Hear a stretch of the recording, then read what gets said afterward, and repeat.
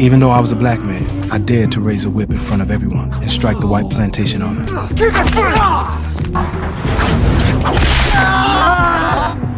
The other slaves watching were stunned, but even that couldn't ease the rage burning in me. Y'all wanna see something? The slaves around me began to look at me with admiration. I, too, had once lived like them, enslaved on the plantation. For the sake of love and freedom, I tried to escape with my wife Broomhilda, but before long, we were captured by the white overseers. To spare her from the whip, I begged them to show mercy. Please, ain't this what you want? I'm keeping it funny for you, young John, please. That's all it needs, John. I like the way you beg, boy.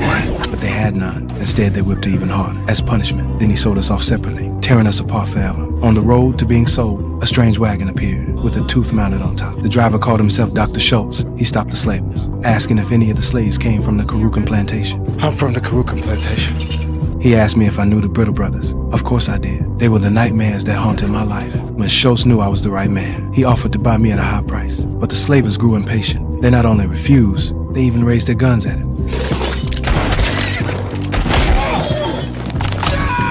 Schultz was faster. He shot one dead instantly. Another was crushed under his horse's hoof. He was a man of principle. He left behind $125 as payment and even wrote out a receipt. Then he took me with him to Daughtry because I was a black man riding a horse. Chaos erupted in town. The proud white folks were shocked, but the bar owner was furious.